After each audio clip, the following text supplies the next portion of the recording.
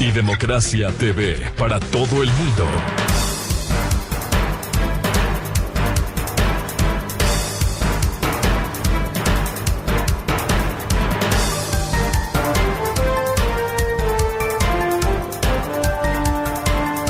...8:43 en el territorio continental ecuatoriano, buscando la verdad en la revista de Opinión Democracia. Queremos saludar al académico, jurista e internacionalista, doctor Esteban Santos, para hablar sobre la Cumbre de las Américas. Las reuniones previas empezaron este lunes y hoy, formalmente, este miércoles, arrancará la cumbre con la presencia de mandatarios latinoamericanos invitados por el anfitrión, el presidente Joe Biden, presidente de los Estados Unidos de América, y la ausencia de algunos mandatarios. Por un lado, no fueron invitados los dictadores de Cuba, de Venezuela, de Nicaragua, en medio de la protesta de presidentes populistas como Andrés Manuel López Obrador de México, el presidente de Bolivia, Luis Arce, que no concurren, a los que se han sumado otros. En Centroamérica, la presidenta Xiomara Castro, presidenta de Honduras, que tiene la asesoría del prófugo en Bélgica y que no concurre, al igual que el presidente Yamatei y otros mandatarios centroamericanos. ¿Cuál debe ser la expectativa, doctor Esteban Santos, cuando justificaba, explicaba la no invitación a los dictadores, si se va a hablar temas democráticos, temas de medio ambiente, migración, democracia, economía, temas sociales, de cooperación, incluso hablar sobre las incidencias negativas por los efectos de la devastadora invasión de Rusia a Ucrania? ¿Cuál debiera ser la expectativa de esta Cumbre de las Américas, doctor Santos? Buen día. Estimado Miguel, muchas gracias y un placer como siempre. Efectivamente se ha hablado más de lo que no ha pasado antes de la agenda oficial. Se ha hablado mucho si es que se iba a lograr terminar de perpetrar este boicot que empezó por parte del presidente mexicano, del señor Andrés Manuel López Obrador, que dijo abiertamente que no acudiría, como usted muy bien mencionó, si es que nos invitaban a todos los países de la región. Esto tuvo un eco inicial, porque el presidente argentino Fernández dijo que tampoco iría, al final cambió rumbo. El presidente de Chile, Boric, anunció algo parecido, finalmente se acudió, y había una expectativa muy importante en torno a qué iba a pasar, por ejemplo, con Venezuela, si es que la delegación iba a estar encabezada, por ejemplo, por el presidente que se reconoce por parte de los Estados Unidos y 60 países de la comunidad internacional, el señor Juan Guaidó. ¿Qué iba a pasar también, por ejemplo, con países como El Salvador, si es que al final va a llegar o no va a llegar el señor Bukele? Y había mucha, insisto, expectativa en torno a cómo se iba a terminar de conformar esta reunión. Bueno, en resumen, México envió a su canciller, al señor Marcelo Ebrard. México, porque es uno de los países más importantes de la región, sobre todo en temas de migración. Recordemos que esto se está dando mientras se está produciendo otra caravana en este momento, una caravana migrante, que tiene como principal destino los Estados Unidos. Aquí entra mucho la geopolítica, estimado Miguel. El dictador, efectivamente, el señor Ortega, abrió sus fronteras para que justamente todo ciudadano centroamericano y sudamericano que quiera pasar por su territorio lo pueda hacer, y esto con una medida de presión hacia los Estados Unidos. Bueno, ese es un primer punto, pero también creo que hay que leer entre líneas, porque en los Estados Unidos a finales de este año tenemos las elecciones de medio término, las midterm elections, y el señor Biden no quiere, porque tiene un miedo real a poder perder la mayoría dentro del Senado, entonces no quiere ahuyentar a un electorado conservador, y por lo tanto le importaba mucho mostrarse fuerte, duro, en contra de todos estos países que no son democráticos. Pero concluyo diciéndole a Miguel que también con un poco de beneficio inventario, porque usted muy bien recababa, se hablaba del problema de la guerra en Ucrania, la devastación que esto está teniendo en el mundo, en la economía global y sobre todo en la cadena de suministros. Entonces, se tuvieron que levantar algunas sanciones particularmente con Venezuela, para que ésta pueda empezar nuevamente a producir petróleo, sobre todo hacia sus socios europeos. Entonces, hay mucha tela que cortar, Miguel, mucha tela, porque ha habido algún cambio democrático en Venezuela. Personalmente no veo ninguno, y esta simplemente responde a una respuesta política más allá de un tema de derechos humanos, que era lo que se estaba pidiendo. ¿Qué pudiera salir de esta Cumbre de las Américas sin la presencia de estos mandatarios y con la ausencia de los dictadores? ¿Qué pudiera salir en temas tan importantes como medio ambiente y sociales, económicos? Correcto. Lo primero es que Estados Unidos ahora regresa con fuerza a la agenda medioambiental. Recordemos que el anterior mandatario norteamericano, el señor Trump, decidió no solo hacerlo caso omiso, sino darle un portazo, retirándose del Acuerdo de París y demás. Pues ahora Biden está tratando de recomponer lo que su antecesor echó por el traste. Entonces hay una agenda verde sin duda, hay una agenda de cooperación. Se ha anunciado una importante donación por parte de los Estados Unidos justamente para este tipo de proyectos medioambientales, pero sobre todo de cooperación en torno a problemas comunes, como es la migración, como es el narcotráfico y como es la lucha conjunta en contra de la inseguridad. Yo creo que son temas de agenda común que pueden todos los mandatarios estar de acuerdo. Y el tema es que creo que, Miguel, deberíamos estar hablando justamente de estos temas. Lamentablemente esta cumbre se ha visto opacada justamente por estos discursos de esquina en torno al ruido que han logrado hacer estos países antidemocráticos en la región y que hoy, como estamos dentro de un péndulo que ha girado radicalmente hacia la centro e izquierda extrema, pues están logrando tener cabida. El tema de la región, cuando desde la visión geopolítica ha habido cambios de gobierno, Colombia está a punto de definir este 19 de junio quién será el presidente. ¿Cuánto pudiera incidir en esto? Muchísimo, Miguel. Es una pregunta muy interesante. Colombia es la excepción a la regla. Colombia ha sido el único país en toda América Latina que nunca en su historia ha sido gobernado por la izquierda. Colombia tiene un rol protagónico, mientras hace década y más estaba en auge todo este tema del socialismo del siglo XXI y los líderes populistas de palestra de extrema izquierda, Colombia se rehusó.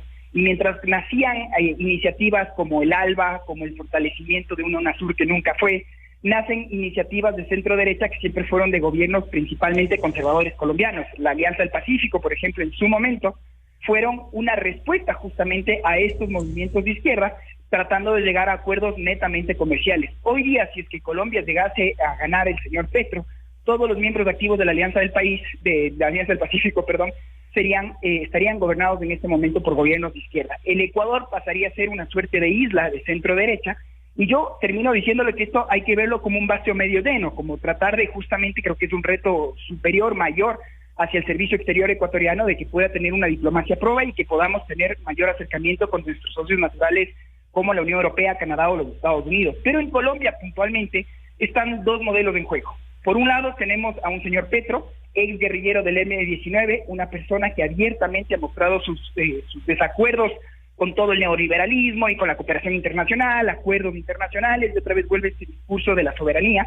Y tenemos por otro lado, literalmente, un tiro al aire, Miguel. Un señor que no se sabe mucho, más allá de sus excentricidades, que es un poco más conservador en temas de economía, pero también que es absolutamente contestatario en todo lo que tiene que ver con conquista de derechos y luchas sociales como tal.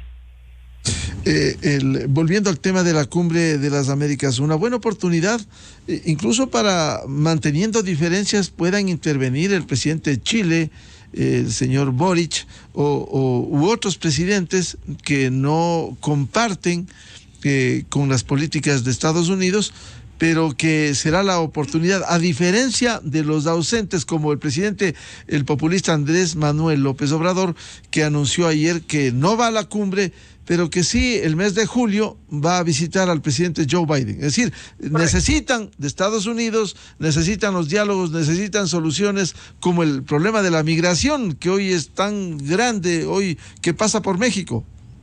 Bueno, pero Miguel, usted lo ha dicho muy bien, aquí la figura es de la interdependencia, no de una dependencia directa. Hay que entender, por un lado, que estos son los espacios probos, idóneos, los lugares en donde los mandatarios tienen que ir, conversar y resolver sus controversias de forma democrática, pacífica. Es también el foro en donde la región tiene que demostrar unidad en torno a problemas que atañen a toda la región, como justamente gobiernos autoritarios que no respetan los mínimos derechos humanos, las libertades de prensa o libertades de expresión. En este espacio es un lugar, por ejemplo, usted hablaba de Boric, él logró tener una reunión bilateral directa con el presidente Trudeau de Canadá y se han anunciado acuerdos interesantes de cooperación entre estos dos países. Yo espero que justamente la agenda ecuatoriana sea igual de proba, que se logren tener estas reuniones bilaterales, que estos son los espacios de lobby, el acuerdo de al lado que se los llama comúnmente, y la esperanza, la expectativa es que el Ecuador pueda afianzarse como una democracia consolidada, respetuosa del orden internacional y que sobre todo podamos seguir mostrándonos al mundo como un país deseoso de atraer capitales, inversiones y de querer cooperar activamente en la comunidad internacional. ¿Qué pudiera salir de esta cumbre en temas tan complejos, difíciles, lo que vive no solo la región, sino el planeta como medio ambiente? Y también, ¿espera usted quizás un pronunciamiento sobre la invasión de Rusia a Ucrania? Son temas muy complejos, Miguel, porque la geopolítica no es miope. Si se habla, por ejemplo, lo conversábamos en clase, ¿por qué un país tan grande como Brasil no puede abiertamente condenar esta invasión grosera que está pasando por parte de Rusia a Ucrania? Y más es que estamos hablando de un líder también populista, pero de derecha, como es el señor Bolsonaro. Y la respuesta, Miguel, una vez más está en el comercio. Brasil es absolutamente dependiente de los insumos, sobre todo en temas de agrícolas, fertilizantes provenientes de Rusia.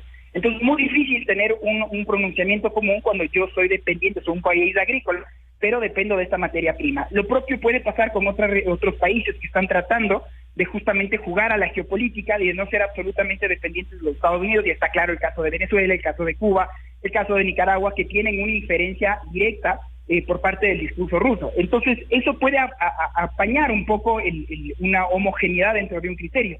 Y por eso es que vuelvo a rescatar que es muy importante el pronunciamiento de países que se consoliden como estables, que espero sea el caso del Ecuador, que espero que puedan tener justamente una batuta de que puedan liderar dentro de una comunidad internacional para poder diferenciar. No importa que podemos estar hablando de países que ideológicamente en este momento podemos estar diferenciados, pero no hay una discusión cuando hay una violación flagrante a la Carta de Naciones Unidas, una violación flagrante a los derechos humanos o una violación flagrante al Estado de Derecho internacional.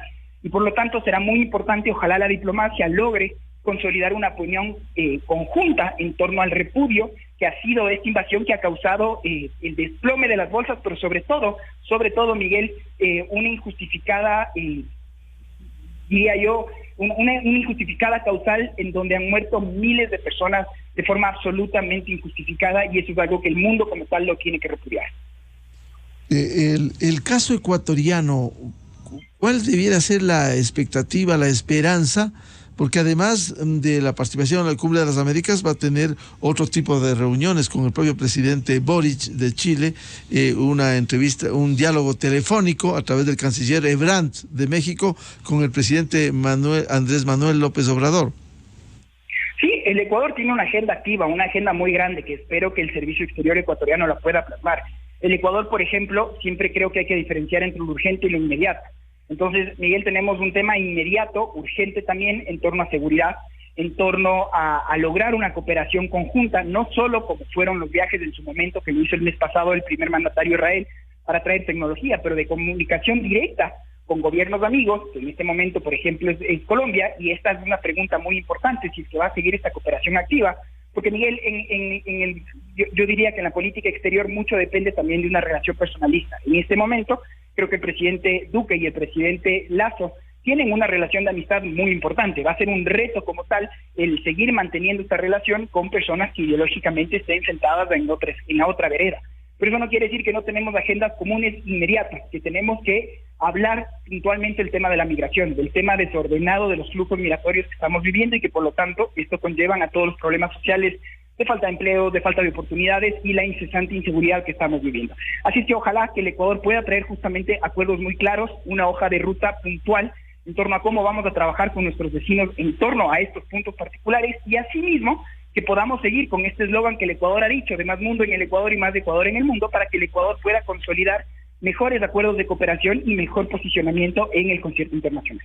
Y la posición de los países centroamericanos que no concurren, como el caso de Honduras, de Guatemala, ¿cuál es su visión? El CARICOM es un lugar interesante, porque el CARICOM todavía son muchos países pequeños que dentro de los foros internacionales no dejan de tener un voto, y muchos de estos países todavía siguen, pese al fracaso y al colapso del régimen chavista, todavía siguen teniendo el petróleo regalado casi por el régimen venezolano. Pese a las sanciones impuestas por la comunidad internacional, siempre el mercado negro ha logrado timar. Y entonces yo creo que esto se explica mucho en el monto de abstenciones que hay al momento de tener que votar por el repudio y la separación de algún país que es contrario a la orden internacional. Creo que en el CARICOM justamente es uno de los mejores esfuerzos que se tiene que trabajar porque este cinturón centroamericano es donde se están viviendo en este momento los flujos migratorios más importantes. Y por eso es que creo que respondemos también a la pregunta, Miguel, de cuando usted decía que por un lado no va el presidente Andrés Manuel López Obrador, pero fíjese usted el maniqueo político, la fuerza que puede tener México, porque finalmente es el país más importante con el que los Estados Unidos se tiene que sentar a conversar en el tema migratorio. Entonces, lo que se logró es una reunión bilateral con Biden. Y imagínense usted, todos los países de la región quieren sentarse a conversar directamente con su homónimo norteamericano. Esto es un tema muy delicado, no es tan fácil lograrlo hacer. El lograr posicionarnos dentro de la agenda de hegemonía en este momento es un tema no menor, y por lo tanto hay que reconocer que México en este momento es el que encabeza justamente estas negociaciones en torno a acuerdos que se puedan dar de cooperación, pero más allá de un tema de leyes, estimado Miguel, yo creo que es un tema de cooperación directa en materia económica. Los flujos migratorios se van a seguir dando siempre que no existan las posibilidades de poder prosperar dentro de sus países de origen. Si es que las personas siguen huyendo de las maras, si las personas siguen huyendo de la falta de oportunidades y la incesante inseguridad, pues yo creo que siempre vamos a seguir hablando de este tema. Y por eso es que creo que es tan importante esta cooperación para que justamente los países puedan crecer y que por lo tanto podamos tener una migración controlada y que podamos tener un crecimiento económico, que es lo que todos estamos esperando. Claro, el problema, si no se soluciona en origen, la migración va a continuar. Si no se solucionan los problemas de inequidades en cada uno de los países, finalmente rebota el paso, como hoy. Miles de centroamericanos recorren desde Chiapas el territorio mexicano. Si no se arreglan esos problemas en origen, si no se pide la contribución de Estados Unidos, el problema de la migración va a continuar, incluso creciendo. Absolutamente de acuerdo, y esto es un tema no de ahora, sino de varias décadas, los discursos políticos sin saliva que se dicen tanto. Yo creo que ese es justamente el mejor caldo de cultivo, Miguel, para que lleguen estos líderes populistas que cada vez vemos más en la región, estos outsiders que quieren venir y patear el tablero y decir el que se vayan todos. Creo que hay que reconocer los errores, hay muchos problemas intrínsecos de las clases dominantes que han gobernado a nuestros países durante décadas. Es el mejor caso de Colombia, que está pidiendo un cambio a gritos, y un cambio no necesariamente sea en la mejor dirección, pero un cambio están exigiendo al fin. Eso fue exactamente lo que pasó en Chile, y eso es lo que seguimos viendo en algunos países de la región. Es increíble ver cómo ahora en el Brasil probablemente Lula da Silva vuelva a ser el nuevo presidente de ese país, y la expectativa que han tenido estos candidatos outsiders, como es el caso de Chile, que el señor Boric cumple hace semanas los 100 días con unos índices de aprobación, pero por los suelos. Y esto se da porque una cosa es el discurso y otra es ya cuando uno asume el poder y no tiene las herramientas que su discurso supuestamente le otorgaban al momento de ya ponerse a trabajar en objetivos comunes. Así es que para mí, ojalá que esta no sea una oportunidad vacía, que eso es algo que se critican mucho de estos foros, que muchas fotos, muchos cócteles, pero al final no terminó dándose nada de sustento. Espero que este no sea el caso, espero que se dé una declaración conjunta y sobre todo, Miguel, como les repito, en los temas de agenda prioritaria, que es seguridad, que es cooperación, que es migración y que por supuesto que es ayuda al desarrollo. O lo que le pasa a Perú, a propósito de lo que citaba el doctor Esteban Santos, con un presidente Pedro Castillo con serios problemas internos, pero que estará en la Cumbre de las Américas en Los Ángeles. Correcto. Castillo en su momento él tiene otra agenda. Castillo tiene que posicionarse como el legítimo presidente y esto que estoy diciendo podría sonar hasta confuso porque es un presidente elegido por voto popular, pero es un presidente que hoy por hoy lo único que ha hecho hasta ahora es simplemente salvarse de ser derrocado. Entonces es un presidente que necesita a todas luces tratar de consolidarse como un gobierno establecido. Y si usted ve las formas de diplomacia, yo creo que son casi tan importantes como el fondo. Usted le ve ahora un presidente Castillo que ya dejó todo ese folclorismo del sombrero, de los discursos aerados, y sino más bien una persona que está tratando de enfocarse a estar juntando, sentado en una mesa con el sector económico, con el sector productivo y asimismo con trabajadores para tratar de llegar a acuerdos mínimos. Por eso es que creo que para países, justamente para gobernantes como el señor Castillo que usted menciona, estos espacios son aún más importantes porque le dan justamente la oportunidad de presentarse ante una comunidad internacional como un país consolidado. Y por eso también volvemos a lo que hemos dicho al comienzo, porque es tan importante que gobiernos dictatoriales, que un señor Maduro no esté ahí presente, que un señor Ortega no esté ahí presente, y que por supuesto cualquier delegado chavismo, y sobre todo de los señores Castro en la isla de Cuba, no puedan estar ahí presentes. Creo que es importante en este caso mandar un mensaje muy claro, muy puntual, en torno a lo que son violaciones masivas de derechos humanos. Pero como hace un momento Miguel, también es interesante, es la realpolitik, el ver cómo, por un lado, mando este discurso, este mensaje de la invitación, pero por otro, se acabó de aliviar las sanciones que se impuso en 2019 de forma unilateral, no porque se dieron ningún tipo de cambio en torno a concesiones en materia de derechos humanos, concesiones políticas y democráticas para un cambio democrático,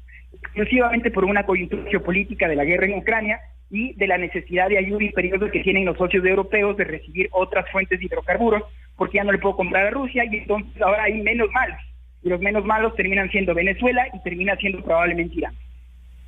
Bien, muchas gracias por atender a la revista de Opinión Democracia al doctor Esteban Santos, académico, jurista e internacionalista. La Cumbre de las Américas que se instala este miércoles en Los Ángeles, Estados Unidos.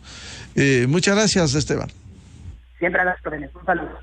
Muy amable. Con esto cerramos la jornada de entrevistas en la revista de Opinión Democracia a través de Exa FM, Democracia M y Democracia TV. Les recomendamos, ya viene en Exa FM el show de la papaya y les deseamos un feliz miércoles a todos. Muy buen día. Miguel Rivadeneira en la revista de Opinión Democracia. Inicio de espacio promocional y publicitario. Richard Carapaz sabe lo que significa el esfuerzo. Para alcanzar el éxito afrontó un camino lleno de